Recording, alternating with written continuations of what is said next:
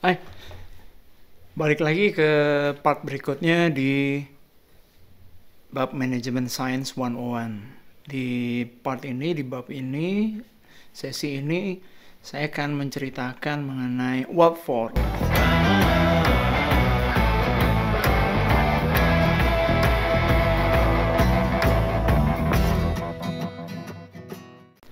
Kenapa kita harus pakai Management Science? Sebelumnya kita sudah bahas mengenai apa sih Management Science. Nah, sekarang kita akan membahas mengenai tujuannya untuk apa. Nah, balik ke awal bahwa Management Science mampu mengurangi efisiensi keseluruhan dan mampu membantu dalam proses pengambilan keputusan menjadi lebih mudah dan lebih jelas. Nah, jadi tujuan utamanya adalah meminimalisir biaya yang harus kita keluarkan, dan juga kita harus mampu untuk bisa meningkatkan revenue, keuntungan dari usaha yang kita kelola. Nah, sasaran utamanya yaitu meningkatkan produktivitas, produksi, dan juga wealth, kemakmuran, seperti itu. Nah, sekarang kita lihat kondisi saat ini ya, di mana labor itu mahal sekali nilainya, Mas. Nilai UMR atau minimum rata-rata itu sekarang di angka sekitar 4 jutaan untuk daerah Surabaya, 4.200.000. Nah, bayangkan kalau kita harus meng-hire sebanyak 20 orang dengan nilai UMR segitu, cost produksi, cost material, margin keuntungan itu udah habis, dimakan sama jumlah worker yang kita pakai. Nah, kondisi seperti ini memang kita dipaksa harus untuk bisa kreatif. Kreatifnya di mana? Meminimalisir semua hal-hal tersebut di atas dengan menerapkan sebuah sistem. Beberapa hal di situ adalah menerapkan sistem Management Science, baik dari sektor ketika Anda memproduksi maupun Anda memasarkan hingga sampai ke konsumen Anda nantinya. Nah, ketika kita bisa menerapkan Management Science tadi, semakin tinggi produktivitas, maka nilai upahnya pun juga akan semakin ikut naik. Ya kan? Karena perusahaan tidak harus dibingungkan. Kita tidak ada pemborosan waktu, tidak ada pemborosan material, tidak ada pemborosan bahan baku, ya kan? Sehingga pemborosan tadi itu bisa kita kemas, kita bawa untuk meningkatkan kemakmuran dari pekerja, untuk bisa kita tingkatkan untuk marketing dan lain sebagainya. Nah, di situ ketika munculnya kenyamanan bekerja, tercipta hubungan baik antara manajemen dengan pekerja. Manfaatnya apalagi? Tercipta sebuah kesinambungan dari sebuah iklim usaha di dalam organisasi. Sering dipakai sebagai alat ukur untuk mengevaluasi seberapa efektifkah proses yang sedang berjalan atau yang sedang diimplementasikan. Kita punya sebuah sistem, kita pakai Management Science untuk mengukur yang sedang berjalan, implementasi itu, lalu kita bandingkan dengan hasil sebelumnya. Apakah ada kemungkinan untuk upgrade, kemungkinan untuk peningkatan yang jauh lebih baik. Intinya, Management Science juga bisa kita pakai untuk memprediksi sebagai forecasting. Tren di depan seperti apa? Berapa jumlah yang harus saya produksi? Kalau kembali ke contoh ketika Anda memiliki sebuah bisnis apparel tadi ya. Ketika Anda sudah memiliki seluruh datanya, kita bisa dengan mudah memasukkan sistem Management Science ke sistem forecasting kita untuk meraba. Oke, peminat untuk jenis baju B, C, dan D ternyata lebih tinggi. Sehingga pada batch produksi berikutnya kita akan tingkatkan B, C, D. Seperti itu. Fungsinya seperti itu. Oke. Nah, dalam dunia real, ketika kita ngomong Management Science, kita akan banyak mengulik di 4 sektor ini. Oke, 1, man atau power atau labor atau manusianya. 2, machine atau alatnya atau tools. 3 yaitu material, yaitu bisa jadi raw materialnya, bahan baku, bisa jadi material bahan baku pendukung. Dan yang keempat adalah permodalan. Seperti itu. Keempat ini sangat berkaitan erat ketika kita memanfaatkan manajemen science. Ketika tidak ada man, tidak ada yang bisa mengerjakan, mesin tidak ada, mungkin produktivitasnya juga tidak tinggi. Ketika tidak ada material, kita tidak bisa memproduksi apapun. Dan ketika tidak ada money, tidak ada permodalan, juga tidak akan berjalan. Nah, Mas, Mbak, jangan bingung dulu, tenang. Ini kan baru di awal. Tenang, kita pelan-pelan aja. Anda bisa menangkap poin penting dari penjelasan saya di sini. Fungsi dari manajemen science. Seperti itu. Saya ajak Anda untuk lihat contoh ya. Kita lihat ke sini yuk. Oke. Nah, di sini saya mensimulasikan sebuah proses ketika Anda ingin mendekor ulang kamar kos Anda. Anda ingin mengecat dinding kamar kos Anda. Di situ ada 4 aspek yang saya bahas tadi, yaitu ada man, ada machine, ada material, ada money. Oke, kita lihat ke man dulu. Ketika kita mau melakukan pekerjaan mengecat dinding kamar kos, bisa dilakukan oleh siapapun. Baik itu Anda meng-hire mandor dan tim tukangnya, atau Anda hanya meng-hire tukang saja, atau bisa Anda lakukan sendiri. Ketiga variabel ini memiliki pros and cons ya.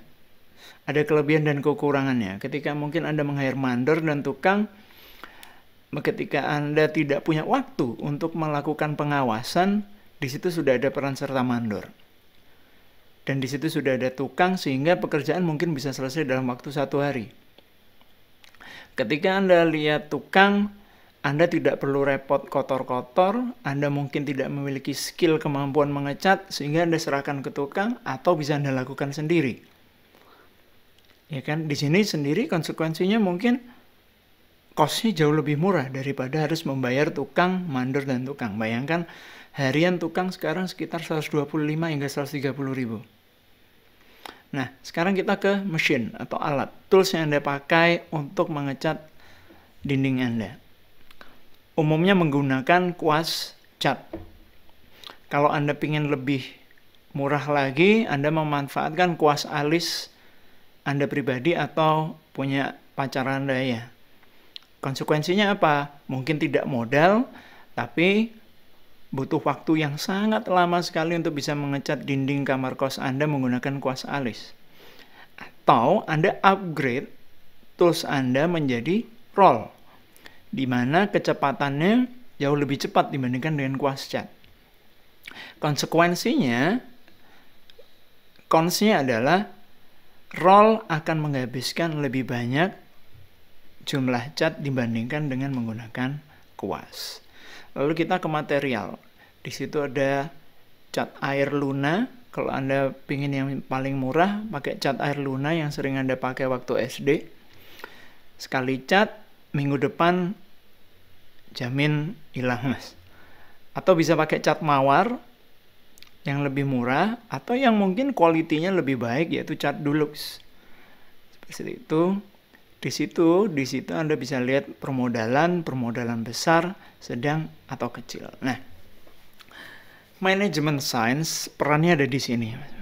Bagaimana Anda bisa memutuskan, permasalahannya adalah saya ingin mengecat kamar kos saya. Ketika kita breakdown, kalau Anda masih ingat ini, nah, kita observasi dulu. Oke.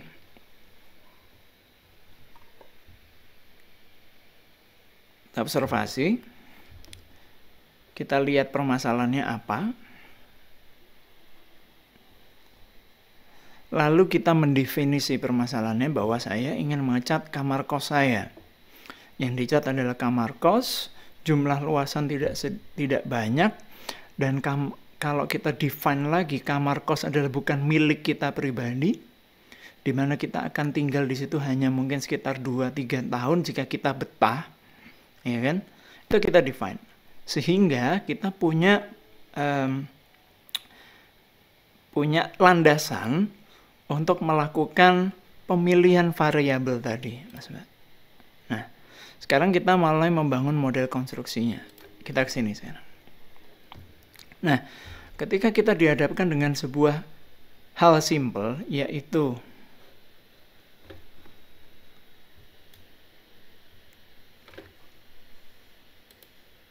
ingin mengecat kamar kos Anda, yang sebenarnya simple sekali, berarti kan kita nggak usah terlalu ribet.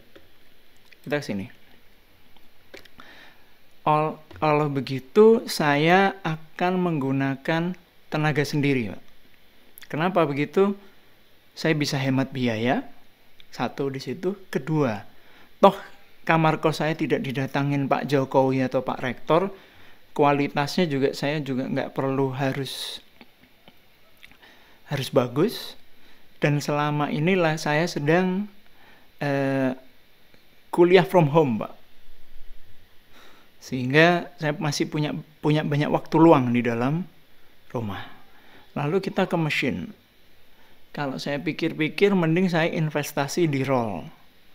Kenapa begitu? Roll akan jauh lebih cepat. Sehingga target saya mengerjakan 1 hari ini, Pak, hari Sabtu. Hari Minggu saya ada kegiatan mengerjakan tugas.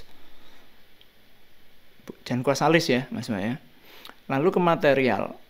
Di material, daripada saya beli cat Dulux yang umurnya mungkin bisa 5-6 tahun, saya pilih cat mawar aja lah.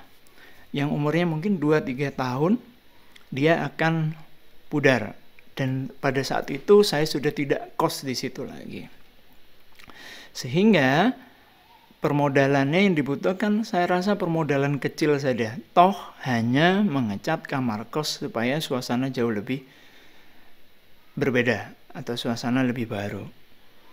Permodalan lainnya saya pakai misal untuk jalan, saya pakai untuk buat beli buku, permodalan lainnya saya pakai buat hal-hal lainnya yang lebih penting. Nah, kurang lebih seperti itu, Mas. Bagaimana proses kita menentukan sebuah permasalahan bahwa saya ingin mengecat kamar kos saya, seperti itu. Nah,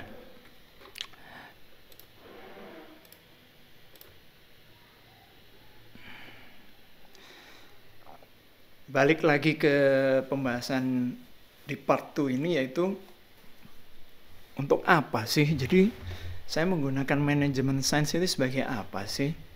Dimana kalau di sini kita baca, organisasi mengubah masukan yang terdiri dari man, money, material, dan machine untuk mencapai keluaran yang terbaik yang bisa berupa suatu produk atau jasa untuk mendapatkan keuntungan sebesar-besarnya. Nah, di sini peran serta pendekatan manajemen sains sebagai alat bantu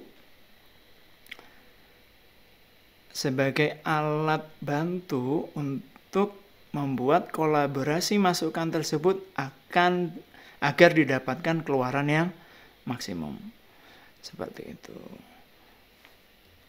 Oke. Terima kasih atas perhatiannya.